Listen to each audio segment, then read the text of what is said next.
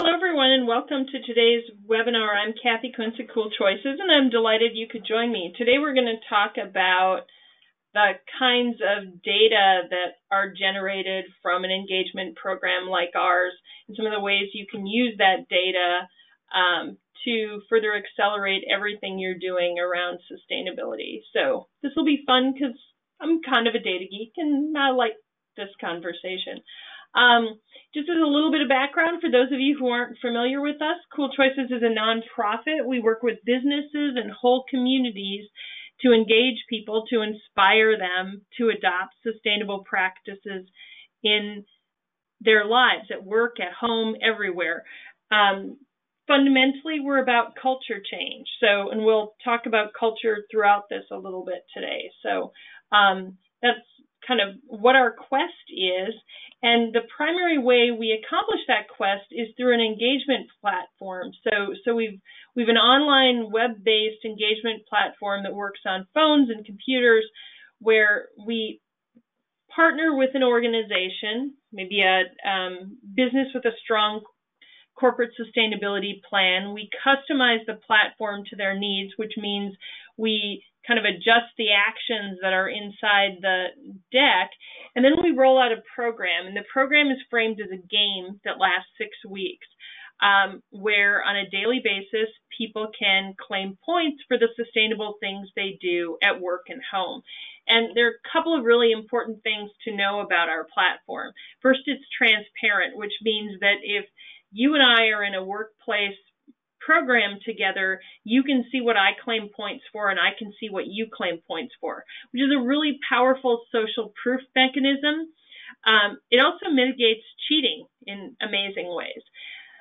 Because it's a game, it also facilitates conversation. So both in terms of me perhaps coaching someone else on my team so we get more points, as well as trash talking other teams, but it gets people really talking about sustainability, seeing what other folks are doing. All of that kind of level of transparency is really important. So, and for a participant, what they see is a fun platform where it's really easy to claim points. They tend to be in our system less than 2 minutes a day. And it's very straightforward. Behind the scenes, there's a lot going on. So I said I like data. Some would say I'm a data geek. We collect a lot of data in the course of our program. So we do a baseline survey before the program starts with participants, where we get some attitudinal information, we get some demographics. Then, of course, we've got the program data. Each time a participant tells us they did something and whether or not that was a new thing they're doing for them, we're collecting all of that data. And then we do a post-program survey where, again, we're going back to some of those same attitudinal questions and, getting a little bit of a sense from people of what they've done, what they've accomplished, and some feedback. We'll talk about each of those pieces as part of this. I want to start, though, with the point about actions taken and new and existing actions. So in our system, when a participant selects an action, like turn off your computer monitor when not in use, they'll click on this card and it will flip over, and the first thing they'll see is a fun fact about why this is a good thing to do. There's at least one link down here. These are hot links in the platform where I can pop open another window and get some more information about this. If a player hits play, though, they get a third screen where they're asked before the game, how often do they do this behavior? And they pick an answer, hit play, get their points, and they are on their way. What that data, though, is telling us is what actions are people taking that are new, where's the incremental savings versus, and how much were they doing before already? Both things are useful to you, the sustainability leads, as you think about how to move your organization or community forward. And then, so the first core of data we're sharing back with folks is program impacts, just based on what players are telling us there, that daily self-reported data. And we share this back both in kind of primary resource use, so whether they saved gasoline or electricity, and then we convert it all to dollars and CO2 as well. And so here you see that in this particular instance, a bigger share of the savings that people reported around gasoline were new savings compared to other things. A very small portion of their savings around water were new, which might mean that people were already conscious about water, might mean that they're not doing as many things relative to water. I will say in general, we see that gasoline is a place that's ripe for easy behavioral savings. There are lots of common sense practices that folks don't tend to do on a daily basis that can dramatically improve the fuel efficiency of their vehicles. So it's usually not a surprise to see that. So you've got these kind of cumulative impacts. You've also got data from the post survey where we ask people to reflect back, how much were you doing to save before the game started and how much are you doing now? And the darker green is more, to 5 being a lot there. And you see this pretty dramatic shift where participants are saying, oh, I'm doing a lot more. And we ask this question around energy, gasoline, and water. So we get kind of a range of where do we see that movement. So all of that helps you frame kind of the impacts of what people are doing. And the really, for us, the core message here is helping people see that their actions matter, that cumulatively we can make a difference. Now, a thing I'll note here about how we deal with data at Cool Choices is we never talk about the individual single savings from a single action. So we don't say, oh, you turned off the water when you brushed your teeth. That will save X gallons, which is equivalent to, if you do that all the time, probably $3 a year in water savings or something. Because that's not motivating. What we do is we always are aggregating that data and sharing instead how many millions of gallons of water people saved, how the electricity they saved is sufficient to power some number of homes. And players see pieces of this data live in our dashboard as the program goes on, and then at the end they see these kind of cumulative results. And our aim there is really to help you create a very motivating message around we can do this. Our actions matter. So that's that first kind of piece of data, the most obvious, the impacts. Talked about the pre and post surveys. So one of the things we ask on both the pre and post survey is a series of questions about sustainability is important. So the first one is to me, and we're asking this on a strongly agree to strongly disagree scale. And what I'm showing here are the strongly agree and agree responses. So for this particular program, you can see that a little over 80% of respondents on the baseline survey said it mattered to them, and then a bigger portion afterwards.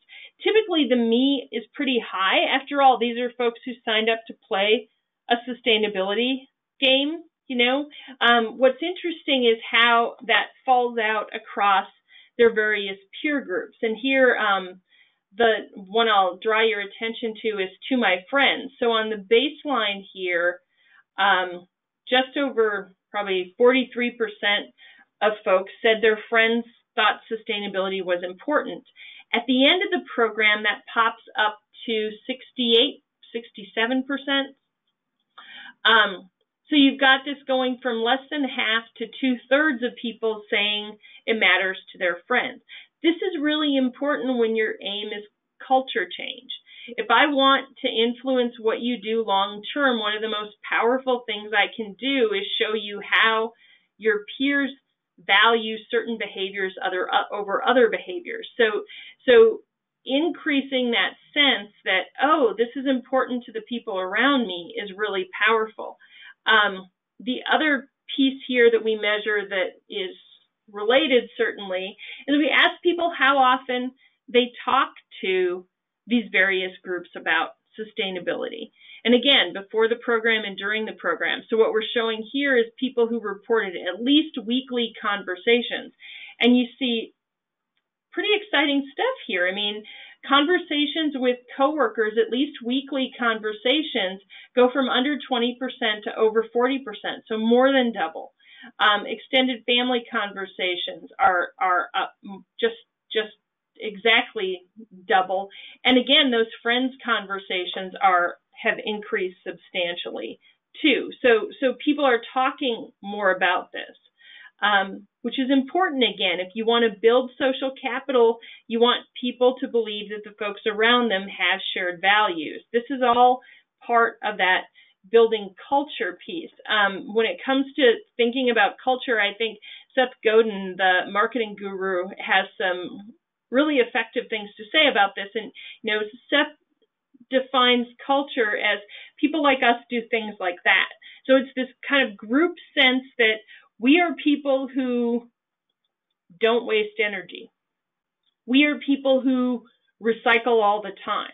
We are people who fill in the blank about what matters to you and your organization. So it's that kind of creating that sense of we're all together in this that you see playing out there in the data. Just another kind of angle on that, one of our past partners, Morgan, talked about this in terms of an entire employee population moving in the same direction.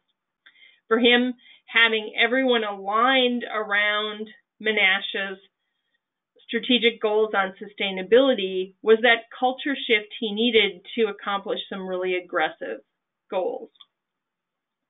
So that's the kind of pre-post goal piece of this. Another set of data that is part of the whole are employee ideas. So in addition to getting points for reporting what you do, you can share an idea, and we solicit ideas around topics like suggest a way your organization could reduce its fleet costs, suggest a way your community could save energy, kind of thing. And folks respond to those. Relative to the ideas, I would say a couple of things. First, there's probably a cohort of ideas that the green team or sustainability lead in an organization, when they see those ideas, they go, yep, we knew, no surprise there, kind of thing. Sometimes, though, those no surprise there ideas are issues that have been hard for the sustainability lead to take on directly. And I think sometimes things around fleet fall in this category. That, yeah, there's a problem with our fleet driving practices, but it's really hard to tackle that politically. Well, when you do an engagement program and you've got a cohort of employees saying, hey, we should have stronger fleet policies, that creates an opening for that sustainability lead to have a conversation about that. Our employees have noticed we're not walking our talk around our fleet. Let's talk about how to do that. I think the other thing that happens with ideas sometimes is there opportunities that were completely off the radar of the green team. And in particular, I think about an organization we worked with that had a very strong commitment to sustainability. They were doing a million things right. They were just really strong in a number of ways. One of the ideas, though, and issues that emerged in their program was about centralizing office product purchasing. So multiple employees commented that sometimes in the course of a day, 2 or 3 office supply trucks from the same office supply company would show up and drop off a box of supplies for one department or another. And, for the sustainability team, it was like, yeah, that's crazy. Why are we doing it that way? We should, and so giving them some fodder, sometimes it's things that haven't risen to the top. That was an easy thing for them to figure out how to centralize and make more efficient. For more on the ideas, I would just note we have a white paper about, we did some analysis across a year of our programs to look at what kinds of ideas pop up most often. And so if you're kind of interested in that, what employees notice and what they don't notice, that is a kind of interesting piece of information. So you can find that on our website under the employee, under resources, if you want more information on that.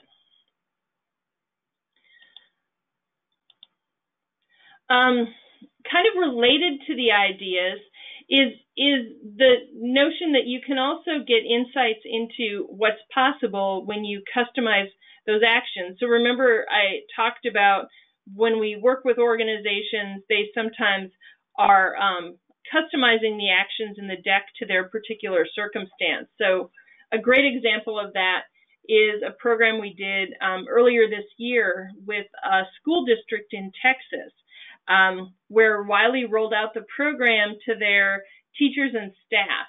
And one of the actions that they customized was to unplug and remove an appliance from your classroom. And in the course of that, teachers reported what appliance they'd removed. And so we were able to do an analysis afterwards to look at what the impact of that was. So there were about 300 staff involved in the Wylie program, and just over half of them removed something from a classroom. And you can kind of see how the big items broke out in that. For the green team at Wylie, this is great information about sort of what people are willing to give up. So just for some points in a game, they got, a substantial number of refrigerators and some space heaters, lots of other small equipment out of those classrooms. And it kind of creates a place for them to start a conversation and even to think about another initiative around, well, how do we get all of our teachers to look critically at what's plugged in their classrooms and get them to recycle more of those items. So there's those kind of very concrete insights that come from a particular circumstance. Taken together, these items really provide a roadmap forward for an organization, because you start to understand where are the opportunities for us. Wow, everyone who participated adopted new practices that reduce their gas usage. That means we should be messaging across the whole organization about fuel economy tips, because clearly there's a lot of opportunity there. Or, wow, we saw a substantial shift in how people think about and talk about sustainability with each other inside the organization. How do we leverage that in what we're doing next? So it really becomes that opportunity where you've got these kind of multiple sets of information that you can then take to the next level to accelerate what you're doing. The last thing that you end up with, and I should never forget to talk about this, is kind of another set of data of a sort, but digital assets. So in addition to ideas and actions, sometimes people can get points for sharing photos with us. And all of those photos come back to the organization. So you've got a collection of photos of your staff riding public transit, recycling in the community, biking to work, all kinds of things that are good images for you to use in social media, in sustainability reporting, really across a lot of things. And also, I always want to emphasize this, in internal communications, because if you can share back with folks, here are people who work in the same organization as you, doing the right thing as part of our broader corporate commitment, that's really powerful. That's that social proof that influences what people do. So really thinking about, okay, how do I use all of those pieces going forward? And I think with that, yep, that's the, want to open it up for questions. I like to keep these kind of tight so that we talk about a topic and give people time to ask questions.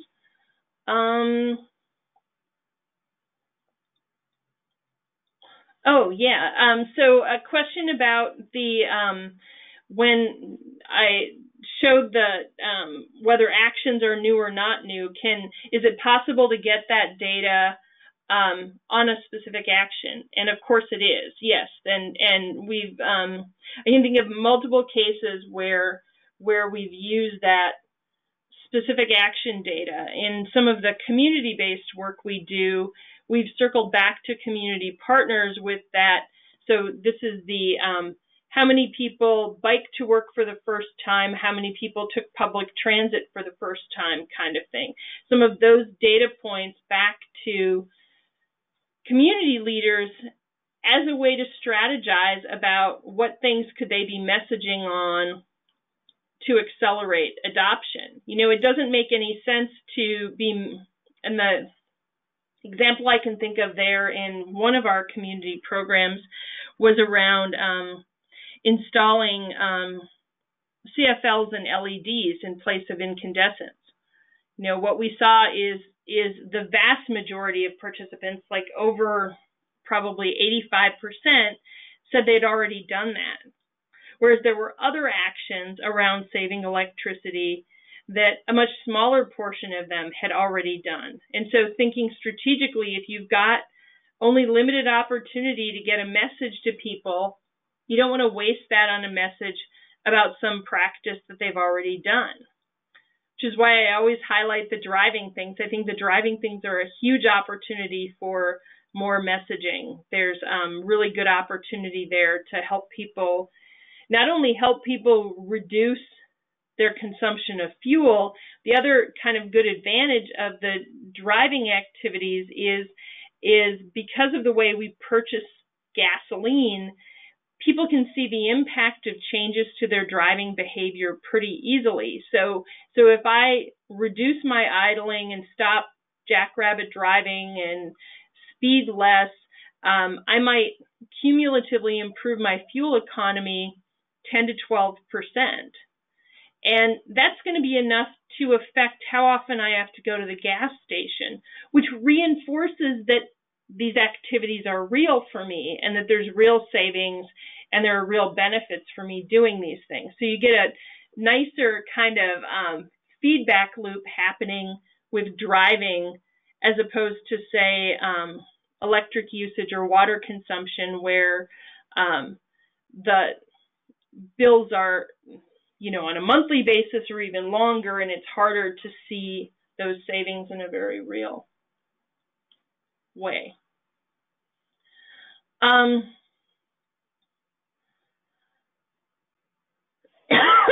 Sorry. And can I share an example of how entities have used photos or stories? Yeah, and I'm glad you actually said stories. So in the post-program survey, we'll solicit from folks kind of, what else have you done? What are you doing in your life kind of thing?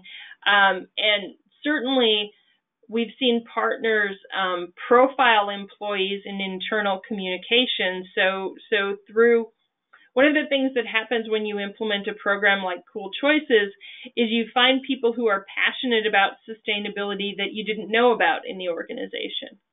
And so you might have somebody in accounting or somewhere else who's doing some really cool stuff to reduce their own environmental impact. And getting to profile some of that, or profiling, I think about an organization where someone was deeply inspired by what she saw in the program, and it prompted her, she had a kind of relatively long rural commute, it prompted her to sell her SUV and buy a hybrid and double her fuel economy.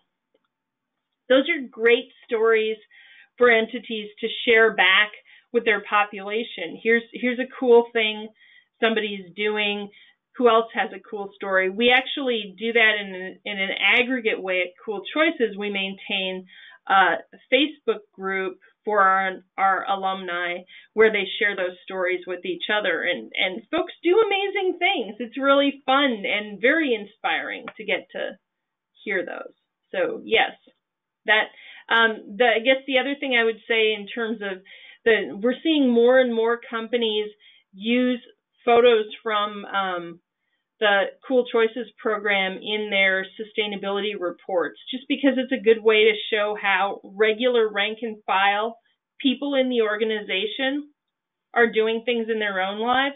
It's a pretty powerful marketing message these days. And so we're seeing kind of an increased use of that has been encouraging. I am not seeing more questions, and being mindful of time was data today, so I think I went a little longer than usual. I will close us off then. Thanks so much for attending today. Thanks for all you do to promote sustainability in your world, and hopefully we'll connect at another webinar in the future. Bye.